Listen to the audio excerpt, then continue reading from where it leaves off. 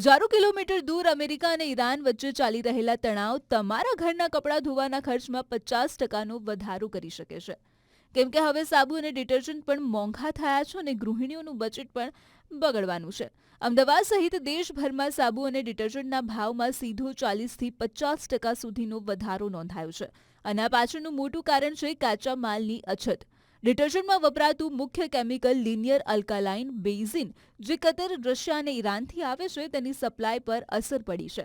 પરિણામે ઉત્પાદનમાં લગભગ 80%નો ઘટાડો નોંધાયો છે અને એમએસએમઈ સેક્ટર સાથે જોડાયેલા ઘણા નાના ઉદ્યોગો બંધ થવાને આરે છે. સ્થિતિ એટલી બધી ગંભીર છે કે નરોડાના એક વેપારીએ તો ગ્રાહકોને સમજાવવા માટે દુકાન પર સ્પીકર લગાવીને જાહેરાત શરૂ કરી દીધી છે કે ભાઈ, ભાવ વધારો માત્ર સ્થાનિક નથી પણ વૈશ્વિક પરિસ્થિતિનું સીધું પરિણામ છે.